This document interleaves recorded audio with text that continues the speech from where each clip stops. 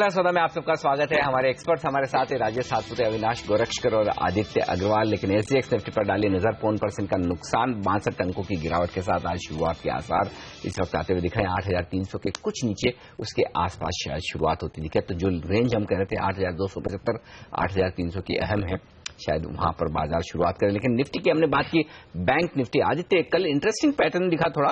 Bank Nifty flat close होते हुए दिखा था, ओपन इंटरेस्ट में 1 लाख शेयर नए जुड़ते हुए भी नजर आए। क्या कहीं कोई स्ट्रेंथ दिख रही है बैंक निफ्टी में निफ्टी के मुकाबले में, और आज कैसे ट्रेड करेंगे?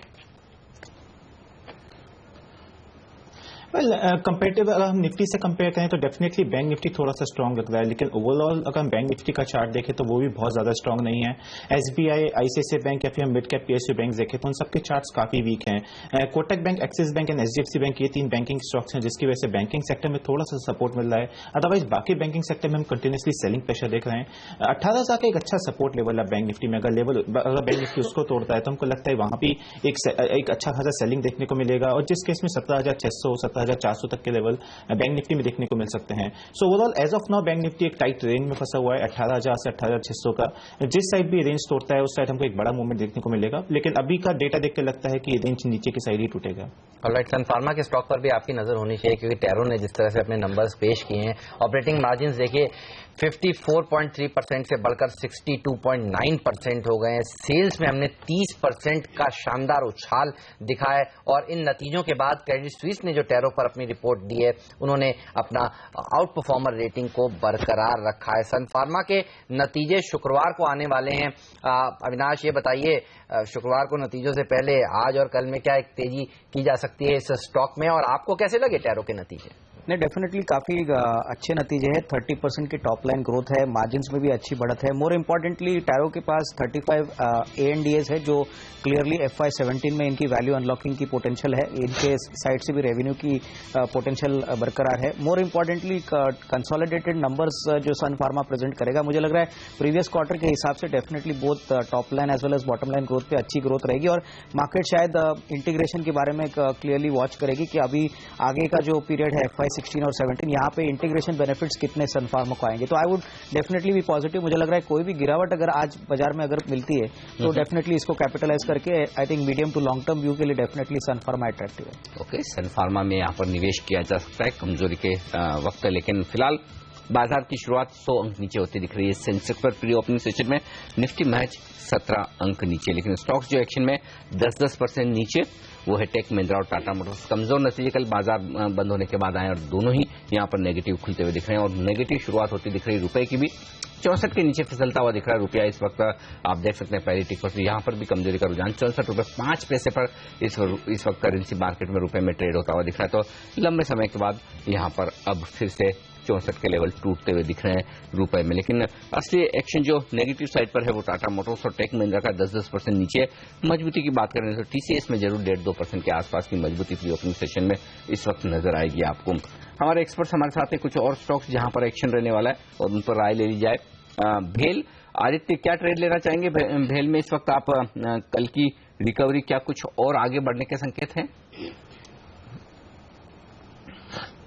वेल भेल में देखें तो काफी एक रेंज बाउंड सेशन चल रहा है। काफी टाइम से हम देखें तो भेल एक नैरो रेंज में चल रहा है 220 245।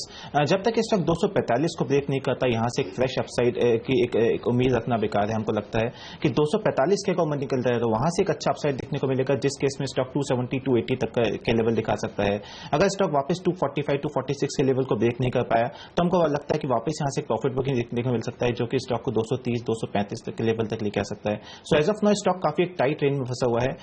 कल के सेशन में जो थोड़ा सा लॉन्ग पोजीशन बनते हुए देखा है, तो हमको लगता है कि यह स्टॉक यहां से एक थोड़ा सा अपसाइड दिखा सकता है। तो थोड़ा सा वेट करिए, 245 के ऊपर स्टॉक सस्टेन करता है उस केस में डेफिनेटली इसमें लॉन्ग पोजीशन बनाकर चलना चाहिए। ऑलराइट, तो भेल में लॉन्ग पोजीशन बनाकर चलना चाहिए। लेकिन थर्मेक्स में अगर आप देखें इस समय किस तरह की प्री ओपनिंग ट्रेड्स आपको दिख रहे हैं, थर्मेक्स के नंबर्स कुछ खास अच्छे नहीं आए। जिस तरह से भेल के नंबर्स अच्छे आए, उसके बाद एक्सपेक्टेशंस बनी कि थर्मेक्स के नंबर्स अच्छे आएंगे। फ्लैट खोलने की तैयारी इस समय कर रहा है, चार्ट पर कैसा लगता है आपको राजेश, थर्मेक्स का? हेमंत, मुझे लगता है थर्मैक्स का कल का जो हाई था that is 1050 is nothing but it's 200 days moving average, और मुझे लगता है कि वो एक बैरियर, एक रेजिस्टेंस हो सकता है। अगर ब्रेकआउट मिलता है तो बात अलग है, लेकिन मुझे लगता है कि since numbers are also weak there is a probability कि इसका जो रिसेंट लो था 940 950 का एक्सक्यूज मी, वो एक बार रिटेस्ट कर सकता है। तो you can say 940 950 on the lower side and 1050 on a higher side, this should be the range. मुझे लगता है इस रेंज में थर्मैक्स थोड़ा कंसोलिडेट करेगा। ओके, तो यहाँ पर थर्मेक्स में फिलहाल कंसोलिडेशन का माहौल बनता हुआ, लेकिन करेंसी मार्केट के इस डायरेक्शन पर हम बात करेंगे। रेलिगेयर सिक्योरिटीज की सुगंधा सचदेव हमारे साथ जुड़ चुकी है ऑनलाइन पर। सुगंधा, गुड मॉर्निंग, स्वागत है आपका। 64 का लेवल फिर से तोड़ा है रुपए ने, कमजोरी की वजह और कितनी कमजोरी देखती हैं आप? गुड मॉर्निंग आनिल। अगर हम देखें पिछले हफ्ते रुपी ने काफी गेन किया था, बट देन अगर हम इस वीक की बात करते हैं, rupee has again slip significantly. It's all जो हम डॉलर इंडेक्स में काफी रीबाउंड देख रहे हैं, dollar index is at 1 month highs. Dollar index में जो गेन्स आए it's all because of the US data जो काफी पॉजिटिव रहे हैं। US core durable orders, new home sales, that has all been positive. और साथ ही साथ Janet Yellen in a recent speech उन्होंने इंडिकेट किया है कि सेंट्रल बैंक में hike interest rate this year अगर US economy continues to improve, इसकी वजह से डॉलर इंडेक्स में हमने काफी सिग्निफिकेंट गेन्स आते हुए देखा है, और यही रिफ्लेक्ट कर रहा है इंडियन रुपी की वीकनेस में। मार्केट की अब नजर रहेगी ऑन द डोमेस्टिक फ्रंट। अगर हम देखें आरबीआई की मॉनेटरी पॉलिसी रिव्यू जो 2 जून पे है, और मार्केट में काफी एक्सपेक्टेशंस बनी हुई हैं कि 25 बेसिस पॉइंट का कट हो सकता है, बिकॉज इन्फ्लेशन अगर देखें तो काफी कूल ऑफ हो चुकी है। इवन ये इंडिकेट किया है mister RBI chief economic adviser ने कि there is room for RBI to cut interest rate. अगर लेवल्स की बात करते हैं तो 64.28 का लेवल मार्केट ने प्रीवियसली 2 बार टेस्ट किया है। In case that's breach then we are looking at significant depreciation for Indian rupee. In case 64.28 breach हो जाता है, इन दैट केस हम देख रहे हैं rupee can depreciate toward 64.9 to 65 odd levels as well. Sugandha, पिछली बार जब हमने देखा था 64 के ऊपर निकला था रुपया, अब तो आरबीआई की तरफ से कुछ इंटरवेंशन हुई थी, क्या आप ऐसी एक्सपेक्टेशंस कुछ कर रही हैं? बैंक डॉलर बेच सकते हैं आज के स्तर में भी, इस लेवल को डिफेंड करने की कोशिश करेंगे क्या? हाँ, डेफिनेटली कुछ सपोर्ट जरूर मिलेगा, बट आरबीआई, जैसा कि मैंने पहले भी कहा कि आरबीआई बहुत ज्यादा एग्रेसिवली मार्केट में इंटरवीन नहीं कर रहा है, बिकॉज आरबीआई भी चाहता है कि रुपी, इंडियन रुपी डेप्रिशिएट करे, बिकॉज एज पर RBI and REER rupee overvalued है, और अगर 65 का मार्क भी टेस्ट करता है तो आरबीआई तब तक मुझे नहीं लगता बहुत एग्रेसिवली इंटरवीन करेगा। तो अगली जो बैठक होने वाली है एफओएमसी की अगले महीने के 16-17 तारीख को, उसमें अगर इंडिकेशंस और मिलते हैं कि जल्द ही ब्याज दरें यूएस में बढ़ेंगी और उसके चलते डॉलर इंडेक्स मजबूत होता है, तो आपको लग रहा है कि रुपया और कमजोर हो सकता है और 65 के पार भी जा सकता है? यस, मुझे लगता है अनिल, अगर बहुत ज्यादा एक्सपेक्टेशंस बन जाती हैं मार्केट में फेड इंटरेस्ट रेट हाइक को लेके, नो डाउट अभी एक्सपेक्टेशंस हैं कि इंटरेस्ट रेट हाइक सितंबर में होगा, बट अगर इससे भी ज्यादा जल्दी की एक्सपेक्टेशंस बनती हैं तो डेफिनेटली डॉलर इंडेक्स में काफी रैली आ सकती है। साथ ही साथ एक चीज और भी है कि यूरो काफी स्लिप कर रहा है, ग्रीस को लेके अभी भी कंसर्न्स बने हुए हैं मार्केट में। ये एक और फैक्टर है जिसकी वजह से डॉलर इंडेक्स में हमने रैली आते हुए देखा है। ग्रीस को बहुत जरूरी है अभी इंटरनेशनल लेंडर्स के साथ एक डील स्ट्राइक करने के लिए। जब तक वो डील स्ट्राइक नहीं होती है, Athens will run out of cash, और एथेंस को काफी पेमेंट करनी है 1.6 बिलियन यूरोज की नेक्स्ट मंथ। तो ये एक अनदर फैक्टर है जिसकी वजह से डॉलर इंडेक्स में हम रैली आते हुए देख रहे हैं। अगर ये रैली कंटिन्यू करती है, ऑन दैट केस 65 का लेवल भी ब्रीच हो सकता है, बट यस 65 के लेवल पर मुझे लगता है आरबीआई काफी एग्रेसिवली इंटरवीन करेगा मार्केट में। इतनी इजीली 65 का लेवल ब्रीच नहीं होगा। We are just looking at 65 as of now. वहां से रुपी में कुछ कंसोलिडेशन देखने को मिल सकती है। ओके, बहुत बहुत शुक्रिया सुगंधा आपका हमारे लिए वक्त निकाल के करेंसी मार्केट के आउटलुक पर अपनी राय देने के लिए। तो 64.28 ये अहम लेवल है, और 2 बार रुपए ने उन लेवल के आसपास से यू टर्न लिया है, वहां से हम महज 12-13 पैसा ऊपर हैं। तो अगर उन लेवल्स को तोड़ता है तो फिर 65 के आसपास जाने की तैयारी करेंसी मार्केट में हो सकती है। और इंटरेस्टिंग बात यह है कि इस वक्त आरबीआई नहीं चाहता कि रुपया बहुत मजबूत हो, तो शायद फिर ज्यादा इंटरवेंशन उनकी तरफ से आते न दिखे। लेकिन आज करेंसी मार्केट में लगातार दूसरे दिन कमजोरी का माहौल है, और इस बीच में ये जो कमजोरी दिख रही है, क्या यहाँ पर कोई आईटी स्टॉक्स में खरीदारी का मौका बनता है अविनाश, या फिर ये नतीजे जो पांचों ही दिग्गज आईटी कंपनियों के आए बेहद निराश करने वाले, और ऐसे में करेंसी मार्केट की कमजोरी भी बचा नहीं पाएगी?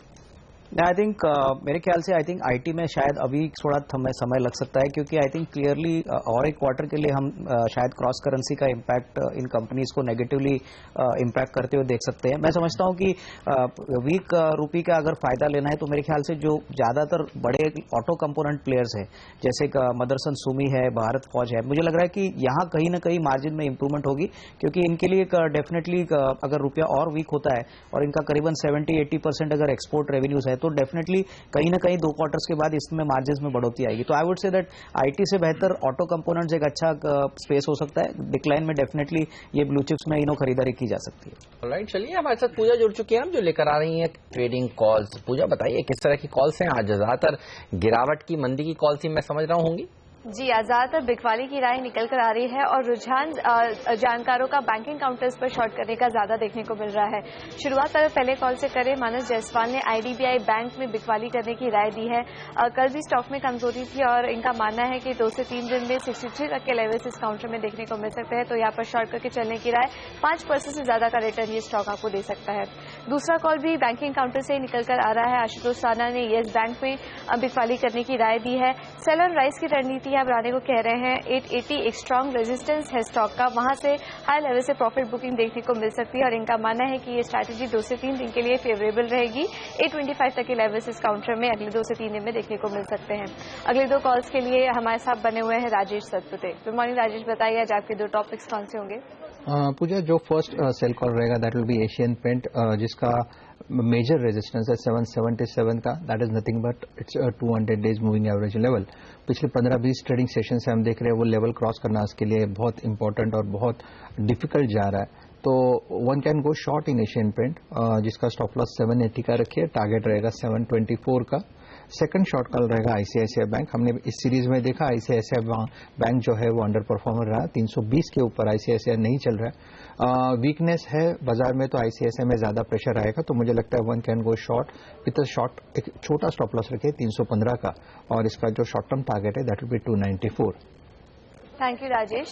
आखिरी कॉल है मानव चोपड़ा का। इन्होंने बाटा इंडिया में नतीजों के पहले यहाँ पर शॉर्ट करने की राय दे रहे हैं। आज कंपनी में नतीजे घोषित करेगी और इनका मानना है कि अगले 3 से 4 दिनों में और ज्यादा कमजोरी देखने को मिल सकती है।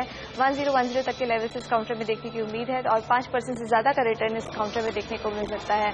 आज सारे ही कॉल्स में बिकवाली करने की राय। ओके, तो ये सारे स्टॉक्स आज एक्शन में रहेंगे ट्रेडिंग के दम पर। लेकिन फिलहाल प्री ओपनिंग सेशन में अगर आप देखें तो 85 अंक नीचे आपको नजर आएगा। सेंसेक्स और निफ्टी पर कमजोरी 36 अंकों की, तो उतना कमजोर नहीं है जितना आपको एसजीएक्स निफ्टी नजर आ रहा था, जहां 65 अंकों के आसपास का नुकसान था। उसके मुकाबले में 8300 के आसपास हम खुलने की तैयारी में 1/4 से आधा प्रतिशत तक का नुकसान है। लेकिन असली एक्शन जो है वो टेक महिंद्रा में 10% की तेज गिरावट टेक महिंद्रा में दिख रही है। टाटा मोटर्स 5% कमजोर नजर आएगा आपको इस वक्त, और हिंडाल्को में 1.5% का नुकसान है। यस बैंक, डॉक्टर रेड्डीज जैसे स्टॉक्स भी थोड़े कमजोर खुलने की तैयारी में, लेकिन सपोर्ट मिलेगा ओएनजीसी, रिलायंस जैसे दिग्गजों से। ऑयल एंड गैस स्पेस थोड़ी सी मजबूत दिख रही है, वहीं आईसीआईसीआई बैंक जैसे शेयर भी थोड़े पॉजिटिव हो सकते हैं। लेकिन प्री ओपनिंग सेशन में कुछ और स्टॉक्स जो एक्शन में है, एबीजी शिपयार्ड खराब नतीजों के दम पर 7% कमजोर दिख रहा है। डीबी रियल्टी में 6% का नुकसान नजर आएगा। यूनाइटेड स्पिरिट्स 2.5% नीचे खुलने की तैयारी में। श्रेयस शिपिंग एक कम लिक्विड स्टॉक है लेकिन 10% ऊपर दिख रहा है प्री ओपनिंग सेशन में।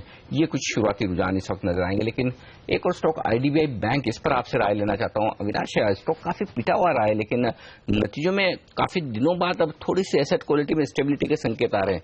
क्या लगता है 68 रुपए पर अट्रैक्टिव है खरीदने के लिए, निवेश के लिहाज से, या फिर बेहतर चॉइसेस और हैं?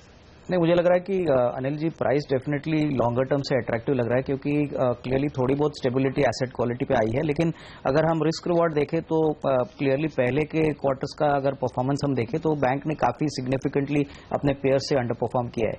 तो आई वुड से दैट जिनको काफी लंबा टाइम विंडो है, करीबन 1.5-2 साल का, वही निवेश करे, क्योंकि ऐसे बैंकों में हमने देखा है कि एक क्वार्टर के बाद अगर कोई नेगेटिव सरप्राइज आता है तो शेयर में वापस पिटाई आती है। तो I would be preferably more comfortable on the private sector bank जैसे फेडरल बैंक है, कर्नाटका बैंक है। यहाँ पे मैं समझता हूँ कि रिस्क रिवॉर्ड शायद आईडीबीआई बैंक से ज्यादा बेहतर रहे। राइट, रिलायंस पावर के नंबर से भी कुछ खास एक्सपेक्टेशंस नहीं थी, लेकिन अच्छे नंबर्स आए। खासतौर पर बिटा देखिए 42% बढ़ा है, पोल 38% का था, और शेयर भी देखिए प्री ओपनिंग सेशन में करीब 1% मजबूती के साथ ट्रेड कर रहा है। यहाँ पर राजेश, चार्ट कैसे लगते हैं रिलायंस पावर के?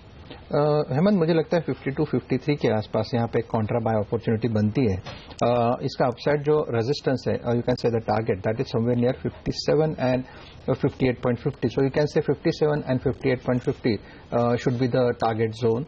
Support will be 52. So your stop loss has to be somewhere near 50. Alright, और बाटा के शेयर पर भी आपसे एक राय लेना चाहूंगा। हमने देखा था यहाँ पर भी कल के सत्र में कमजोरी देखने को मिलती, आज नंबर्स भी आने वाले हैं, कुछ खास अच्छे नंबर्स की एक्सपेक्टेशंस नहीं है। राजेश, इंट्राडे ट्रेडर्स को किन से लेवल्स के साथ आज काम करना चाहिए? हेमंत, बाटा में अगर आप वीकली चार्ट देखो तो इसका जो 200 वीक्स मूविंग एवरेज है दैट इज एट 1050. कल का क्लोज है 1050 के ऊपर ही है.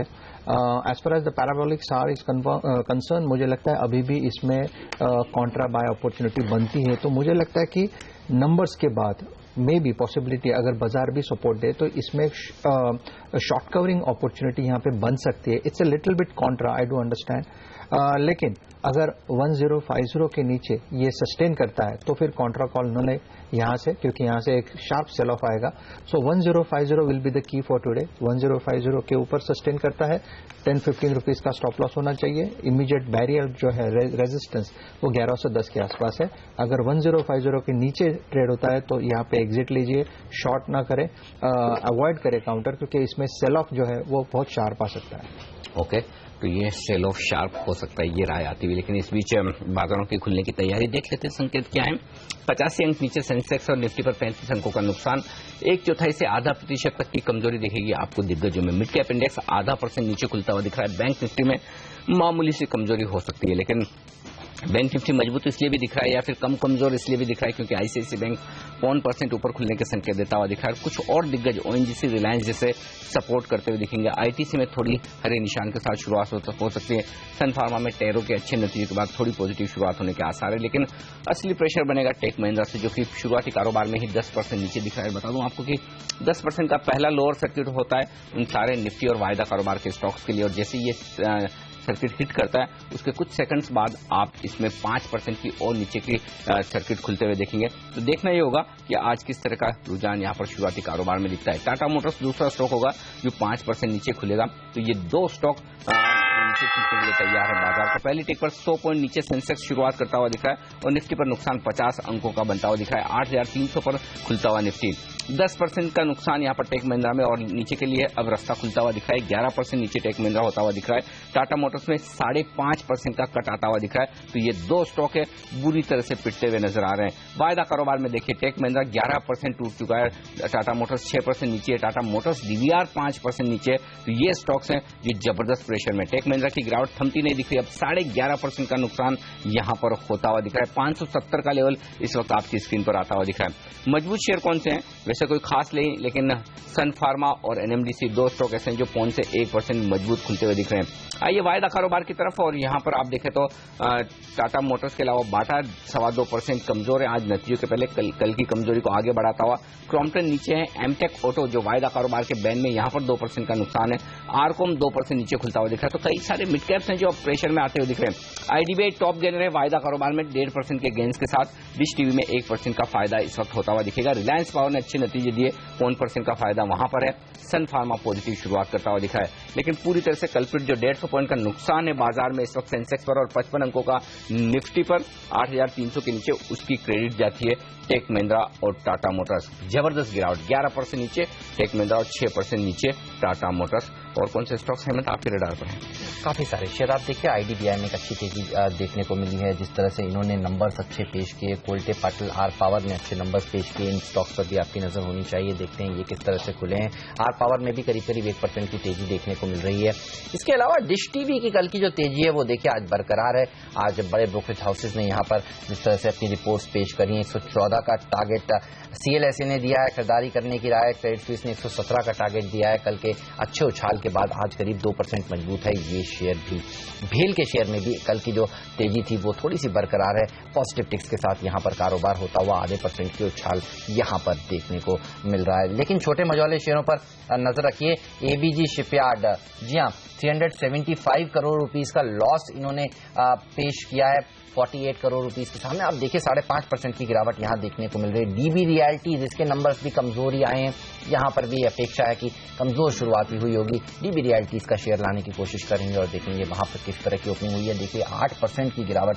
ईसैब एक छोटी कंपनी, यहाँ पर भी कमजोर नतीजे पेश हुए हैं। सीसीएल प्रोडक्ट्स के नंबर्स इंटरनली काफी कमजोर दिख रहे थे, हालांकि on the face of it अच्छे थे वो, लेकिन आप देखिए ईसैब में 4-4.5% की गिरावट, सीसीएल प्रोडक्ट्स में गिरावट। गल्फ ऑयल लुब्रिकेंट्स के शेयर पर नजर रखेंगे, यहाँ पर देखिए तेज गिरावट देखने को मिलेगी क्योंकि 72% मुनाफे में गिरावट देखी गई थी। यूनाइटेड स्पिरिट्स ने कमजोर नतीजे पेश किए, इसमें भी आप देखेंगे कि कमजोरी के साथ ही आज ओपनिंग होती हुई नजर आई है। यूनाइटेड स्पिरिट्स का शेयर देखिए 3% कमजोर है। थर्मेक्स के नंबर्स भी अगर आप देखें तो वन ऑफ्स के चलते ऊपर थे, लेकिन इंटरनल जो नंबर्स के थे वो कमजोर थे। इसमें देखेंगे किस तरह की ओपनिंग हुई है। मामूली सी बढ़त देखने को मिल रही है इस शेयर में, लेकिन काफी सारे और स्टॉक्स हैं जिस पर नजर होनी चाहिए। जिंदल ड्रिलिंग देखिए 122% मुनाफा यहां पर बढ़ा है, इसमें एक तेजी देखने को मिलेगी। शेयर शिपिंग घाटे से मुनाफे में आई है कंपनी, यहां पर हमने देखेंगे कि एक अच्छी खासी तेजी देखने को मिलेगी। आप देखिए 9% ऊपर है ये स्टॉक। और नजर सबकी होगी पीटीसी इंडिया फाइनेंशियल्स के स्टॉक पर भी, क्योंकि कल इस शेयर में हमने देखा था लोअर सर्किट लगता हुआ नजर आया था और आज भी देखिए ये शेयर संभल नहीं पा रहा है। करीब 5% की गिरावट दूसरे दिन देखने को मिल रही है यहाँ पर। बिल्कुल लगातार तीसरा दिन एक्चुअली गिरावट का यहाँ पर होता हुआ दिखा। नतीजों के बाद मुझे याद है इस अर्निंग सीजन में 2 ऐसे स्टॉक्स हैं जो 20% के सर्किट दिखा रहे थे। एक तो जिंदल ड्रिलिंग, माफ कीजिएगा, पीटीसी इंडिया फाइनेंशियल्स का शेयर, और एक केपीआईटी टेक्नोलॉजीज के स्टॉक में भी नतीजों के बाद 20% तक की गिरावट, उसके बाद 2 दिन लगातार गिरा था। तो काफी कमजोरी यहाँ पर साफ तौर पर दिख रही है, लेकिन एक मजबूत स्टॉक है इलेक्ट्रोथर्म इंडिया, जहाँ पर शानदार नतीजे के बाद 10% की तेजी बनती हुई दिख रही है। तो कहीं कहीं थोड़ा बहुत खरीदारी का रुझान भी बाजार में दिख रहा है। आईडीबीआई बैंक और बेहतर प्रदर्शन करता हुआ 3% की मजबूती अब दिखा चुका है। तो कुछ यहाँ पर तेजी जरूर बनती हुई दिख रही है और कुछ स्टेबल होते हुए दिख रहे हैं। अब दोनों ही स्टॉक टेक महिंद्रा 570-75 की रेंज में और टाटा मोटर्स 470 के आसपास स्टेबल होता हुआ दिख रहा है। राजेश, इन दोनों स्टॉक्स के चार्ट्स पर क्या राय है अब और क्या लेवल्स अहम है अब? देखिए, मुझे लगता है अनिल जी, टाटा मोटर अगर यहाँ पे वीकली चार्ट देखो तो बहुत ही वीक है। हालांकि छोटा मोटा पुल बैक आ सकता है, लेकिन मुझे लगता है कि पुल बैक मैं इसलिए बोल रहा हूँ क्योंकि इसने गैप बनाया है, तो गैप भरने के लिए मे भी एक पुल बैक आ सकता है। लेकिन अगर यहाँ पे आप वीकली चार्ट देखो तो 510 जो इसका एक मेजर चैनल सपोर्ट था as far as the weekly chart is concern, वो उसने परसों ब्रीच किया। तो मुझे लगता है इसका जो लोअर लेवल सपोर्ट है, बड़ा सपोर्ट है, that is 410। It is too early, लेकिन मुझे लगता है 410 will be the ideal level जहां पे टाटा मोटर करेक्ट हो सकता है। यहां से भी 10% नीचे है, आई डू अंडरस्टैंड दैट, लेकिन जो टेक्निकल दिखता है वो है 410 के आसपास यहाँ पे संभलेगा, तो pressure will be there, sell on the rise should be the strategy. लेकिन एक शेयर जो सबसे ज्यादा मजबूती के साथ ट्रेड कर रहा है आदित्य, वो है आईडीबीआई का स्टॉक। ये बताइए, आईडीबीआई में अच्छे नतीजे आए, अब क्या यहाँ पर तेजी की जा सकती है? एक बाजार हालांकि कमजोर है, लेकिन ये शेयर देखिए 2.5% मजबूत। वेल, एक छोटे से पुल बैक के लिए जरूर आईडीबीआई में यहाँ से एक लॉन्ग पोजीशन लाकर चल सकते हैं। 67-66 हाथ के रेंज में काफी स्ट्रॉन्ग सपोर्ट है, वहां से स्टॉक ने वापस एक पुल बैक लिया है। आज के सेशन में वापस हमने देखा मॉर्निंग सेशन में करीब 3% से ओपन इंटरेस्ट बिल्डअप हुआ है, तो डेफिनेटली यहाँ पे एक ट्रेडिंग के हिसाब से लॉन्ग पोजीशन इनिशिएट कर सकते हैं। हमको लगता है 1 या 2 दिन के अंदर स्टॉक 72 से लेकर 74 तक के लेवल दिखा सकता है, तो ट्रेडिंग के लिहाज से बिल्कुल इसमें लॉन्ग पोजीशन इनिशिएट कर सकते हैं। 10% नीचे टेक महिंद्रा खरीदेंगे आप Avinash? I think Anil, clearly अगर लॉन्ग टर्म व्यू है तो डेफिनेटली थोड़ा थोड़ा खरीदूंगा। लॉन्ग टर्म भी है तो यहाँ खरीदेंगे या थोड़ा नीचे? आई थिंक इस प्रकार के नतीजे और इस प्रकार के फॉल में I think clearly short term में तो वोलेटिलिटी ज्यादातर टेक्निकल व्यू से ही स्टॉक चलेगा, लेकिन अगर हम कंपनी का बिजनेस मॉडल देखें तो मैं समझता हूं कि ऐसा नहीं है कि लगातार ऐसे खराब क्वार्टर आएंगे। आई थिंक हो सकता है कि आखिरी क्वार्टर हो और मार्जिन में जो दबाव है वो मेरे ख्याल से आई थिंक कहीं ना कहीं टर्न अराउंड होगा। तो I would say that clearly 570-580 का जो प्राइस है, मुझे लग रहा है कम से कम अगर टाइम विंडो थोड़ा ज्यादा है, 1.5 साल का, तो डेफिनेटली इसमें पैसा बन सकता है, बट शॉर्ट टर्म में डेफिनेटली नेगेटिव बायस रहना चाहिए। टाटा मोटर के डीवीआर में भी देखिए तेज गिरावट के साथ ही इस समय कारोबार हो रहा है, हालांकि टाटा मोटर के स्टॉक में ज्यादा तेज प्रेशर है। भेल, आदित्य कैसे लग रहा है ये स्टॉक? कल नतीजे आए, एक्सपेक्टेशंस नहीं थी कुछ खास और अनुमान से बेटर नंबर्स इन्होंने पेश किए हैं। ये बताइए यहाँ पर क्या आज और कल एक्सपायरी है, कुछ शॉर्ट कवरिंग के चलते और अप मूव्स देखने को मिल सकते हैं क्या? और इसके अलावा भी बताइए शॉर्ट कवरिंग के लिहाज से कौन से स्टॉक्स हैं जहां पर आपकी नजर होगी? वेल बेल में देखें तो डेफिनेटली मींस स्टॉक 245 के ऊपर ट्रेड कर रहा है। यहाँ से सस्टेन करता है तो हमको लगता है कि इस सीरीज में नेक्स्ट सीरीज के अंदर 270 तक के लेवल्स इसमें देखने को मिल सकते हैं। तो 245 काफी crucial support, crucial resistance level था जिसके ऊपर चल रहा है। तो इसके ऊपर हमको बिल्कुल हम एक लॉन्ग पोजीशन इसमें इनिशिएट करेंगे। थोड़े से पोजिशनल पर्सपेक्टिव के हिसाब से 230 का स्टॉप लॉस रखे, 270 से लेकर 280 तक का टारगेट हमें लगता है कि आने वाली एक या दो सीरीज में इसमें एक्सपेक्ट किए जा सकते हैं। दूसरे का शॉर्ट कवरिंग के लिहाज से हम नेक्स्ट सीरीज में देखें तो हमको लगता है कि फार्मा सेक्टर में एक अच्छा मूव देखने को मिल सकता है। वोकहार्ट फार्मा हो या सन फार्मा हो, इन सभी स्टॉक में हमने एक अच्छा करेक्शन देखा था। उसका एक कंसोलिडेशन के बाद अब एक अपमूव आना शुरू हुआ है। तो यहां से वोकहार्ट फार्मा में हम 1500 से लेकर 1580 तक के लेवल एक्सपेक्ट कर रहे हैं। तो यहां से हम एक 10 to 15% अपसाइड वोकहार्ट फार्मा में एक्सपेक्ट कर रहे हैं। सिमिलरली अगर हम सन फार्मा देखें तो उसमें भी हमको लगता है कि 1060 तक के लेवल अगली सीरीज में देखने को मिल सकते हैं। ओके लेकिन दो स्टॉक जो वायदा कारोबार के बैन में है, आदित्य आईबुल रियल और एमटेक ऑटो, दोनों ही 2% कमजोर है। क्या किया जाए यहाँ पर? वेल पूरे रियल्टी सेक्टर में देखें तो कंटिन्यूसली सेलिंग प्रेशर देखने को मिल रहा है। इंडिया बुल रियल एस्टेट काफी एक लोअर बैंड में, लोअर लेवल्स पे ट्रेड कर रहा है। 52 से लेकर 60 तक का बैंड है। तो ओवरऑल स्ट्रक्चर अभी भी वीक है। मुझे नहीं लगता यहाँ पे इसमें कोई एक मेजर पुल बैक यहाँ से देखने को मिलेगा। वापस ये स्टॉक 54 से लेकर 52 तक के लेवल से दिखा सकता है। तो स्ट्रक्चर वीक है, कोई पुल बैक आता भी है तो लॉन्ग इसमें शॉर्ट पोजिशन ना कहीं चलना चाहिए। सिमिलरली एमटेक ऑटो देखें तो इसमें भी काफी स्ट्रक्चर काफी वीक है। इसमें कंटिन्यूसली देख रहे हैं कि ऊपरी स्तर पे 165, 166 के लेवल पे कंटिन्यूसली इसमें शॉर्ट बिल्डअप होता है। तो यहाँ से हमको लगता है कि 140 से लेकर 135 तक के लेवल देखने को मिल सकते हैं। अगर स्टॉक उस रेंज में आता है तो डेफिनेटली वहां पे एक लॉन्ग पोजीशन इनिशिएट कर सकते हैं। बट करंट लेवल्स पे स्टॉक थोड़ा सा वीक है।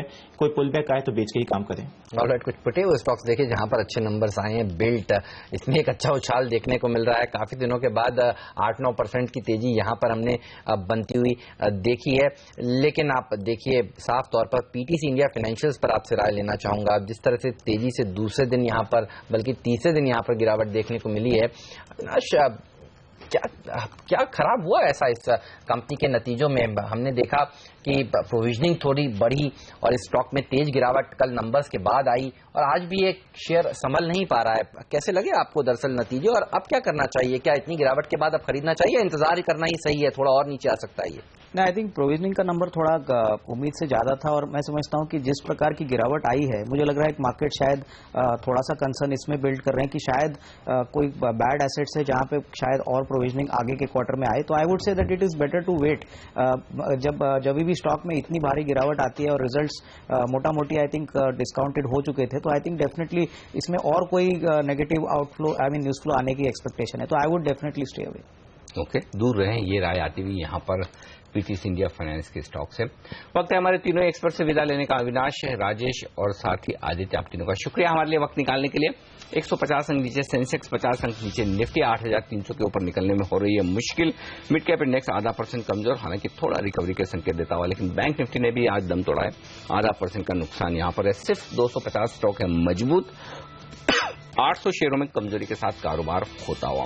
लेंगे एक छोटा सा ब्रेक और ब्रेक के बाद हमारे साथ जुड़ेंगे बाजार के जाने माने एक्सपर्ट और बीएससी के सदस्य रमेश दमानी।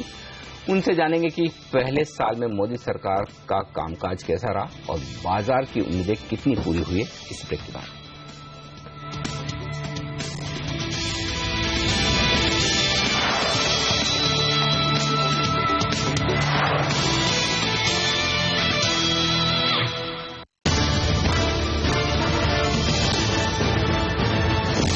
मोदी सरकार ने अपना पहला साल पूरा किया है और बाजार की काफी उम्मीदें थी, इनफैक्ट अनगिनत उम्मीदें थी। काफी कुछ पूरी हुई है और काफी कुछ होना बाकी है। अगले आने वाले सालों के लिए भी उम्मीदें कम नहीं है। लेकिन अगर बाजार के लिहाज से देखें तो बाजार खुश है या नाराज, उम्मीदें पूरी हुई या होनी बाकी है?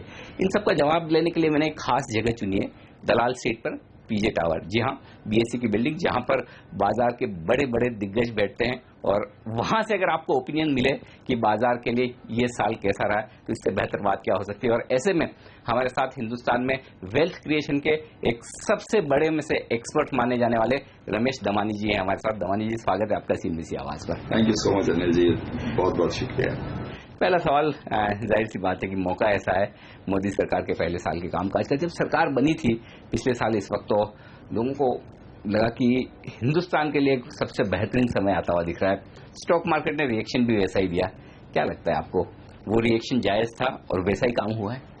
बहुत लोग मुझे पूछते हैं कि बाजार में क्या हो रहा है, how do you explain the fact कि मोदी सरकार को साल भर हो गया, लेकिन इंडेक्स में सिर्फ 2-4% प्रतिशत की गेन हुई है। तो एक बाजार में बहुत पुरानी कहावत है जो इंग्लिश में जानता हूँ, हिंदी में नहीं जानता हूँ, वो कहती है buy on the rumour sell on the news. तो आप जानते हो कि 2 साल पहले इंडेक्स ने बॉटम बनाया था 16,000-17,000 के करीब। उस टाइम से रूमर अफवाह चालू हो गई थी शायद भाजपा की सरकार with Modi as prime minister would come in. तो उस 2 साल पहले एक नरेंद्र मोदी बुल मार्केट शुरू हो गया था। तो जब नरेंद्र मोदी एक्चुअली प्रधानमंत्री बन के आए और शपथ ली उन्होंने आज, तो उस टाइम तो पूरा बाजार जानता था कि नरेंद्र मोदी बनने वाले हैं प्राइम मिनिस्टर। तो एक्चुअली थोड़ी बिकवाली आई, फॉरेनर्स आप देख रहे थे कि अभी थोड़ी बिकवाली कर रहे हैं। So they bought on the rumour that Narendra Modi is going to come and they sold when in fact he became prime minister. वो एक बात रही, लेकिन दूसरी बात Anil ji, that the undertone of the market remains very good year.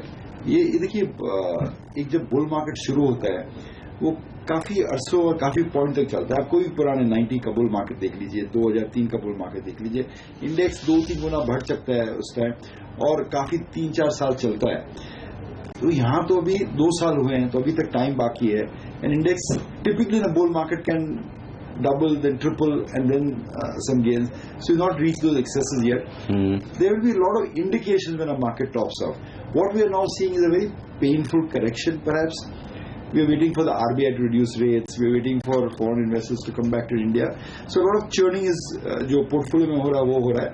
But कोई भी ऐसी लेकिन ये कह सकते हैं कि मार्केट टॉप आउट हो गया। हाँ, लेकिन ये नहीं कह सकते कि ये जो कुछ करेक्शन हो रहा है वो इस वजह से हो रहा है कि लोग सरकार से खुश नहीं। I think people want to put a reason to everything. So the reason अभी है कि सरकार काम नहीं कर रही है। अभी 10 दिन पहले जब इंडेक्स 10% घटा था तो सब ये most popular reason on television channels था। अभी बढ़ गया है तो people will find some other reasons कि चाइना बढ़ गया इसके लिए इंडिया नहीं बढ़ रहा है। सो बुल मार्केट में करेक्शन होता ही है, that is a part and parcel of it. बाजार रेयरली स्ट्रेट लाइन बढ़ता है ऊपर। इनफैक्ट जब भी एकदम स्ट्रेट लाइन 90 डिग्रीज में बढ़ता है वो हमेशा टॉप होता है बाजार का। So I think broadly in my judgement there are no signs to indicate कि बुल मार्केट जो 2 साल पहले शुरू हुआ था वो अंतिम संस्कार के टाइम आ चुका है। In fact we are still in relative youth age, और जहां मेरा एक्सपीरियंस और अनुभव बताता है कि there is a long time yet for the market to go. मतलब काफी पॉइंट्स भी जाएगा और काफी समय भी निकालेगा, but in between there going to be very pain corrections. And the most important point is that you must जो अच्छे बिजनेस खरीदो, अच्छे वैल्यू में खरीदो। अगर आप लोग खराब स्टॉक्स में चले जाएंगे, buy bad businesses, they fall and they fade away and you permanently lose capital.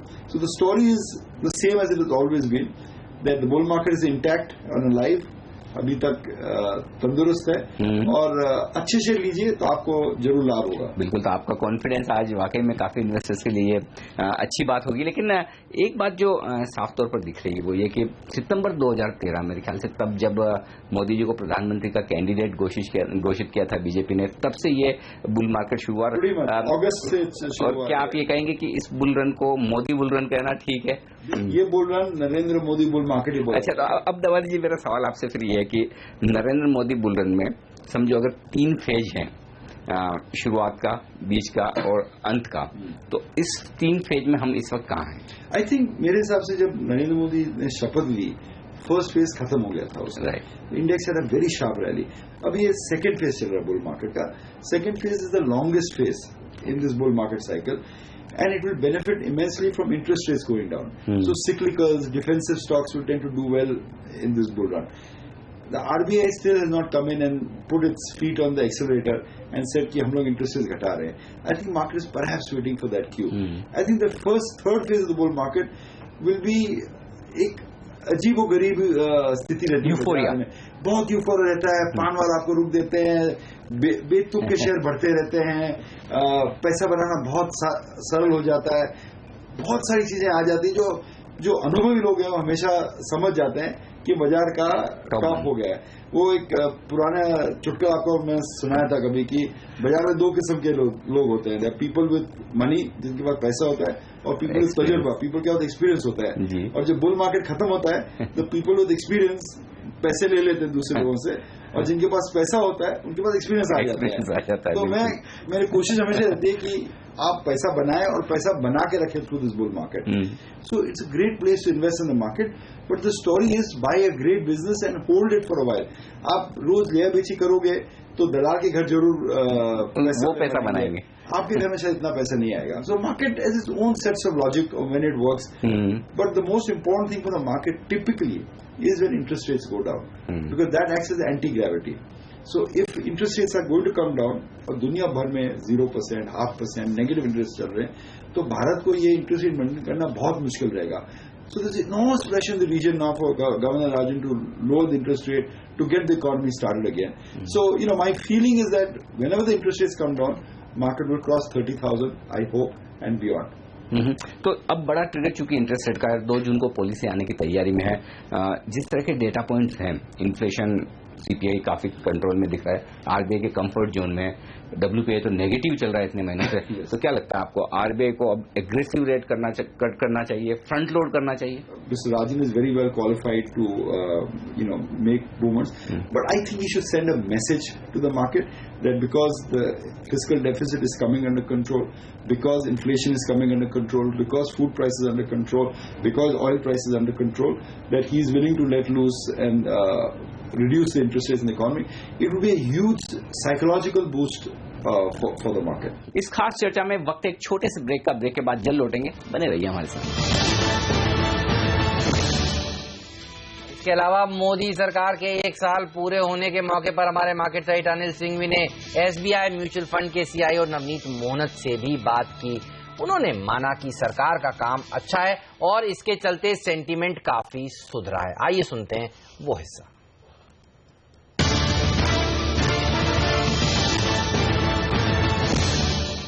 आम राय यही बन रही है लोगों की कि मोदी सरकार ने काम तो अच्छा किया है, लेकिन और बहुत कुछ किया जा सकता था. आप संतुष्ट है पहले साल से जो कुछ हुआ है? बिल्कुल संतुष्ट है. मेरे को लग रहा है कि इतिहास रचा जा रहा है. एक अंग्रेजी में बोलते हैं you don't realise when you are part of history.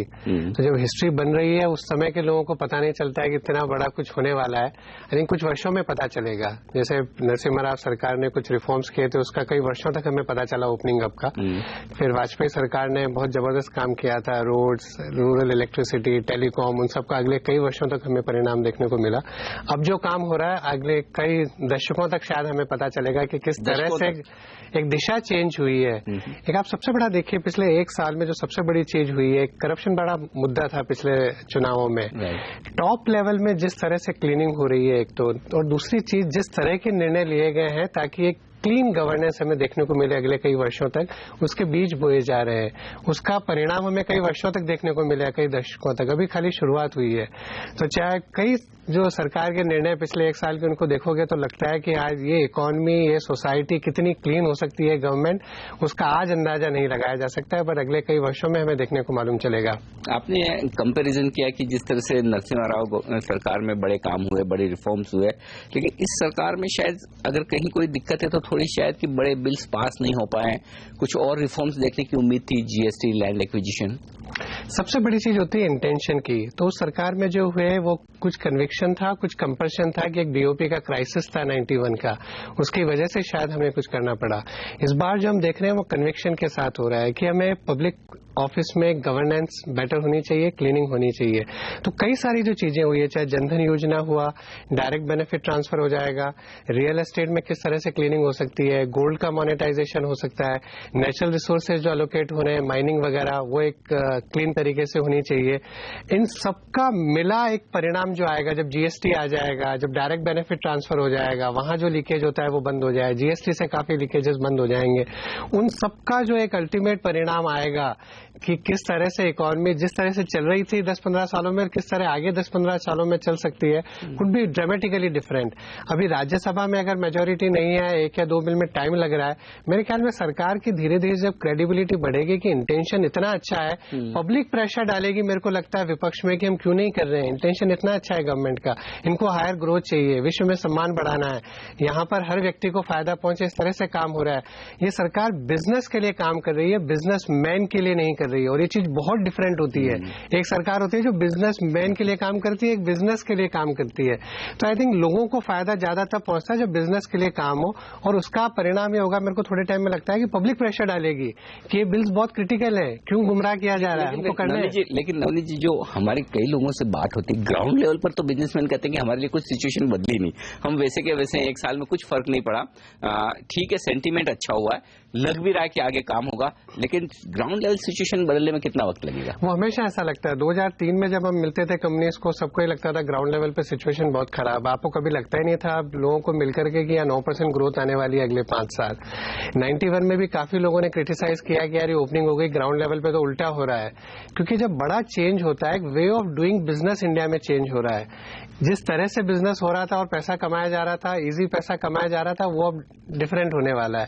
But अब एक नए बिजनेसेस आएंगे, एक नया तरीका आएगा बिजनेस करने का, और जो लोग उसको समझ लेंगे कि ये नई सरकार है, ये एक नया तरीका है और नई अपॉर्चुनिटी है यहाँ पर, आई थिंक वो बहुत बड़े बन सकते हैं, बहुत बड़े बन सकते हैं। अगले 10 साल में अपॉर्चुनिटी इंडिया में बहुत बड़ी है। तो एक चीज जो आप ये कह रहे थे कि बड़ा फर्क जो 1991 के रिफॉर्म्स में अब में है, वो ये कि तब कंपल्शन में, तब कंपल्शन में हुआ था, मजबूरी थी कि करना पड़ेगा नरसिम्हा राव सरकार के पास, और यहाँ पर सरकार का इंटेंशन है, एक कन्विक्शन है, एक कमिटमेंट है, एक पैशन है कि हमें कुछ करना है देश के लिए, ये देश कुछ कर सकता है।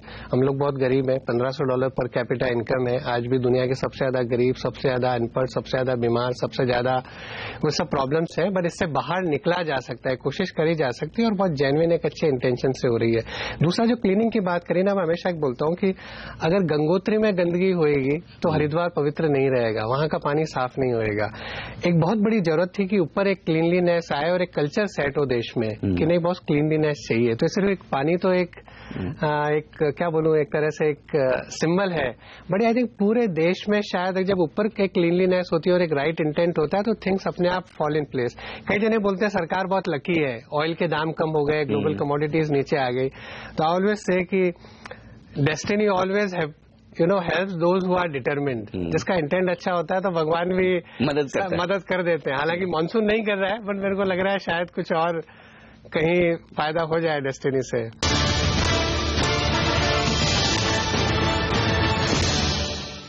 चलिए, वक्त है फिलहाल एक छोटे से ब्रेक का, लेकिन आप देखिए सेंसेक्स और निफ्टी को 8300 के नीचे ही निफ्टी में कामकाज हो रहा है, और सेंसेक्स में भी 119 अंक की गिरावट है। लेकिन पीएसयू बैंक्स और कुछ बैंकिंग स्टॉक्स में खरीदारी आज के सत्र में देखने को मिल रही है। पीएनबी देखिए 1% ऊपर है, और इसी के चलते ये सूचकांक पीएसयू बैंक इंडेक्स इस समय आधे % की बढ़त दिखा रहा है। बाकी सारे इंडाइसेस आप देखिए लाल निशान के साथ कारोबार हो रहे हैं। आईडीबीआई बैंक में 4% का शानदार उछाल देखने को मिला है अच्छे नतीजों के बाद से। ये शेयर भी दिन के हाईएस्ट लेवल पर काम करता हुआ। चलिए, वक्त है ब्रेक का। ब्रेक के बाद बाजार में एफआईआईज कब तक जोर शोर से खरीदारी शुरू करेंगे, ये जानेंगे कोटक इंस्टीट्यूशनल इक्विटीज के संजीव प्रसाद से ब्रेक के बाद।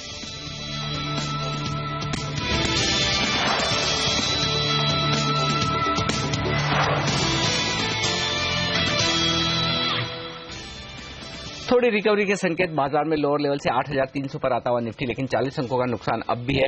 सेंसेक्स अब 90 अंक नीचे है। बैंक निफ्टी लाल से हरे निशान में आता हुआ, तो बैंक निफ्टी में अच्छी रिकवरी हुई है, लगभग 0.5% के आसपास की, तो यहां से थोड़े संकेत स्टेबिलिटी के आते हुए दिख रहे हैं। देखना होगा बाकी दिग्गजों में भी खरीदारी लौटी है या नहीं, लेकिन भारतीय बाजारों को विदेशी निवेशक किस तरह से देख रहे हैं ये जानना बेहद जरूरी है और इंटरेस्टिंग भी।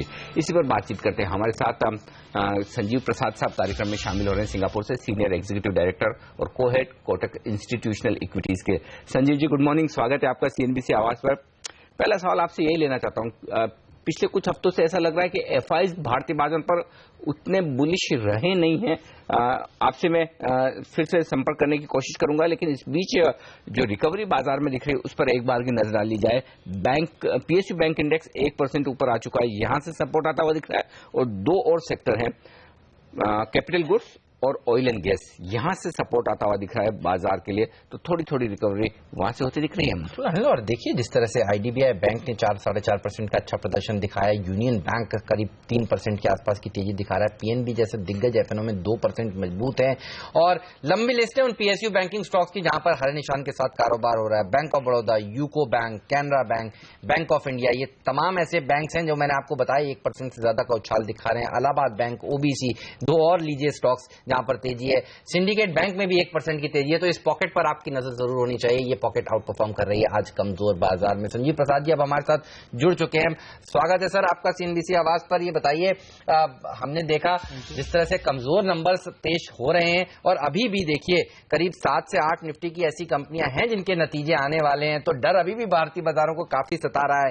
क्या लगता है कितनी और गिरावट देखने को मिल सकती है, गिवन पॉइंट आज हमने 8,300 का स्तर तोड़ा है निफ्टी पर इंट्राडे में?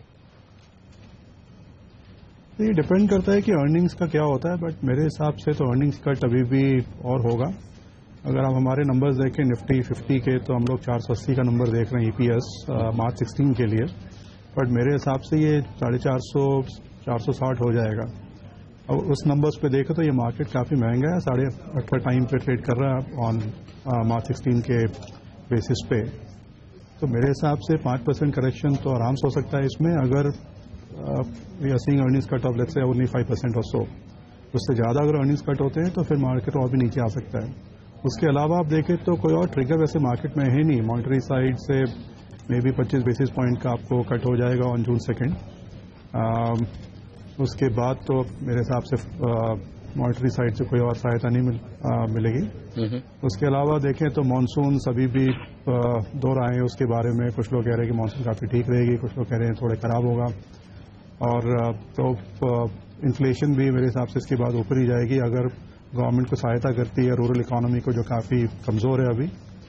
तो मिनिमम सपोर्ट प्राइसेस भी बढ़ने की काफ़ी इस बार संभावना है, तो उससे इन्फ्लेशन भी ऊपर जा सकती है। तो मॉनेटरी साइड से आई डोंट थिंक कुछ ज़्यादा सपोर्ट मिलने वाले हम लोगों को।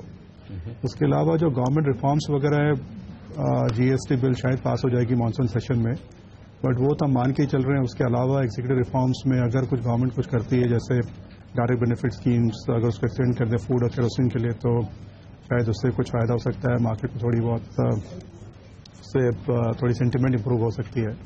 बट अगर खाली अर्निंग्स के हिसाब से देखें तो अर्निंग्स तो और कट होंगे मेरे हिसाब से, और 5-6% आप लेके चलिए मिनिमम, उतने तो होंगे ही। तो सर ऐसे में क्या लगता है आपको, जो 8,000 के लेवल के आसपास सपोर्ट लेकर बाजार ने फिर से एक 500 पॉइंट की रिकवरी निफ्टी में, क्या ये कहना ठीक है कि फिर वो लेवल सेफ नहीं है और इस करेक्शन में कुछ और ज्यादा गिरावट हो सकती है, हमें और नीचे के लेवल्स भी देखने पड़ सकते हैं? It's hard to put a number, कहाँ तक जा सकती है मार्केट, बट लेट्स से 5% नीचे 7,800 के आसपास एटलीस्ट। अगर आप मार्च 17 को देखें तो वहाँ पे अगर 550 रुपया का अगर EPS देख रहे हैं फॉर निफ्टी 50, तो उसके हिसाब से दिस मार्केट कुछ 15 टाइम पे होगी फिर, which is it will look more interesting I would think. तो मेरे हिसाब से वहाँ पे बॉटम बन सकता है, बट ये इस पर डिपेंड करेगा कि अर्निंग नंबर्स कम से कम 550 होना चाहिए फॉर मार्च 17 ईयर। अदरवाइज अगर वहाँ भी और कमजोरी हुई तो फिर ये बाजार और भी नीचे जा सकता है। संजीव जी, एक चर्चा जो चल रही है इस समय ग्लोबल मार्केट्स में सब जगह, वो ये चाइना जिस तरह से आउट परफॉर्म कर रहा है, और हर दूसरे तीसरे दिन हम देखते हैं खबरें कि पहले आई थी कि MSCI इमर्जिंग मार्केट इंडेक्स में चाइना के स्टॉक्स शामिल हो सकते हैं, और अब खबरें आ रही हैं कि शायद FTSE बेंचमार्क्स में भी शामिल हो सकते हैं। आप कैसे देख रहे हैं इन खबरों को, और चाइना के आउट परफॉर्मेंस से भारतीय बाजारों को क्या घबराने की जरूरत है, और जरूरत है तो कितनी? ये कहना बड़ा मुश्किल है, बट कल मैं हांगकांग में था इनफैक्ट, और कुछ इन्वेस्टर्स तो यही बोल रहे थे कि चाइना का वेट डेफिनेटली बढ़ेगा MSCI इंडेक्स में, 20% के ऊपर भी हो सकता है व्हेनेवर एशियाज are included in the MSCI index. So that means some money could be diverted to China, but whether that expense of India वो तो पता नहीं। बट अभी अगर देखें तो जेम फंड्स जो हैं वो चाइना पे अभी भी काफ़ी अंडरवेट हैं, और इंडिया पे काफ़ी ओवरवेट है, कम से कम 4-4.5% इंडिया पे ओवरवेट है, और तकरीबन उतना ही अंडरवेट है चाइना पे। तो थोड़ा बहुत रीएलोकेशन तो हो सकता है from India to China, not just on the incremental flows but also जो अभी जो अमाउंट इन्वेस्टेड है। तो ये बहुत ज़रूरी है इंडिया के लिए इन द नेक्स्ट 6 मंथ्स, जब ये MSCI इंडेक्स का जो मामला नवंबर तक क्लियर हो जाएगा। We have to do something on the reform side to ensure that the sentiment remain sufficiently strong, and जो फॉरेनर्स का जो इंटरेस्ट है इंडिया में वो बरकरार रहे। नहीं तो ऐसे मैं पहले बोल रहा था कि अर्निंग्स में तो मुझे कुछ ज़्यादा कॉन्फिडेंस नहीं दिख रहा है, और उसके ऊपर अगर गवर्नमेंट के रिफॉर्म्स में कुछ निराशा होती है तो और भी ये मार्केट नीचे आ सकता है। फिर आप नतीजों की बात कर रहे थे संजीव जी, उसी पर एक राय लेना चाहता हूं। दो बड़े रिजल्ट्स जो आज बाजार को बेहद निराश कर रहे हैं, टाटा मोटर्स और टेक महिंद्रा, क्या लगता है क्या इतने खराब नतीजों के बीच में जब स्टॉक्स में इतनी तेज गिरावट है, टेक महिंद्रा 13% नीचे, टाटा मोटर्स 5% नीचे, क्या इन्वेस्टमेंट के लिहाज से मौका बनता है या फिर अभी भी दिक्कतें हैं और दूर रहना चाहिए? नहीं, टाटा मोटर्स तो मैं कहूंगा कि ये लेवल पे काफी ठीक है कि इसमें जो इस क्वार्टर के जो नंबर्स थे वो खराब हैं फॉर 2 रीजंस। एक तो चाइना में company is phasing out some volumes of the earlier models और उसको कुछ इंसेंटिव देना पड़ा डीलर्स को to phase out the earlier models, और 6 महीने में वो न्यू मॉडल्स इंट्रोड्यूस करेंगे और उनके रिव्यूज काफी अच्छे आ रहे हैं, डिफेंडर स्पोर्ट वगैरह। उसके अलावा फॉरेक्स लॉसेस काफी थे इस क्वार्टर में, मेरे हिसाब से नेक्स्ट क्वार्टर में रिवर्स हो जाएंगे क्योंकि जो डॉलर पाउंड का जो मूवमेंट है वो अभी थोड़ा रिवर्स हो चुका है। तो मेरे हिसाब से जो फॉरेक्स लॉसेस हुए इस क्वार्टर में वो थोड़े रिवर्स हो जाएंगे अगले क्वार्टर में। So I won't go strictly by this quarter as been representative of the future quarters for Tata motors. So Tata motors मैं इस लेवल पे बाई करूंगा। टेक महिंद्रा पे हम मेरी राय ये है कि थोड़ी और नीचे आ सकती है स्टॉक, क्योंकि हम 34 रुपये EPS देख रहे हैं इसके मार्च 16 के लिए, और ये after some improvement in the EBIT margin. अब वो आएगा कि नहीं आएगा, we will have to wait and see. और अभी भी अगर स्टॉक देखें तो ये फिर भी थोड़ा महंगा ही लग रहा है, अभी भी 16-17 टाइम पे है या मार्च 16 पे। तो मेरे हिसाब से ये स्टॉक थोड़ा और करेक्ट हो सकता है फ्रॉम करंट लेवल्स। ये भी बताइए, जिस तरह से ग्लोबल मार्केट्स को अब वापस से चिंताएं ग्रीक की सता रही हैं, आपको क्या लगता है अगर ग्रीक में एक डिफॉल्ट होता है तो किस तरह का प्रदर्शन दुनिया भर के बाजारों में देखने को मिल सकता है और भारत को कितना नुकसान इसका झेलना पड़ेगा? और ये भी बताइए, क्योंकि पहले भी कई बार हमने सुना है कि ग्रीक एक डिफॉल्ट करेगा, लेकिन दरअसल किसी न किसी तरह से स्थिति मैनेज हो जाती है, तो इसके ऊपर आपका क्या कहना है? Look, these are very hard things to talk about. I don't think even the Greek negotiators or the ECB and IMF know what will be the ultimate solution over here. All we can hope for is at the last minute, some solution comes out, and the Greek tragedy, if I can put it, doesn't really play out. But अगर ऐसा होता है that is Greece is forced out of the European Union, तो इसमें emerging markets पे थोड़ा बहुत असर तो पड़ेगा ही। और अगर आप देखें तो इमर्जिंग मार्केट परफॉर्मेंस कुछ खास नहीं रहा है लास्ट 3 साल में। आप देखें for an average emerging market fund 20% return मिला डॉलर टर्म्स में, नॉट 20% एनुअलाइज, 3 साल में 20% रिटर्न। तो लोग फिर मतलब दे विल बी क्वेश्चनिंग कि ये इमर्जिंग मार्केट में रहना चाहिए, नहीं रहना चाहिए, there so many risk over there. So in that context you will see some money going out in emerging markets, and India will definitely get impacted. और थोड़ा बहुत असर तो हो ही रहा है। If you see the amount of debt flows and equity flows, outflows which have happened over the last 1.5 months, थोड़ा बहुत असर तो हो ही रहा है of the negative sentiment globally towards emerging markets. बिल्कुल। संजय सर, बहुत बहुत शुक्रिया आपका हमारे लिए वक्त निकालकर आज बाजार पर और सेक्टर पर अपनी राय हमारे साथ शेयर करने के लिए। तो संजीव प्रसाद साफ तौर पर कहते हुए कि बाजार में अब भी नीचे के रिस्क बरकरार है। फिलहाल बाजार ने कमजोर शुरुआत की और आज थोड़ी रिकवरी के संकेत नीचे के लेवल से जरूर आते हुए दिख रहे हैं, लेकिन देखना होगा ये टिकाऊ होती है नहीं। पहला सोना मैच के लिए इतना ही, लेकिन आप बने रहिए CNBC आवाज के साथ। ब्रेक के बाद बताएंगे आपको कमोडिटी बाजार किस तरह से खुल रहे हैं। इसके अलावा वित्त मंत्री का एक्सक्लूसिव इंटरव्यू भी हाजिर करेंगे आपके लिए। आप देखते रहिए CNBC आवाज।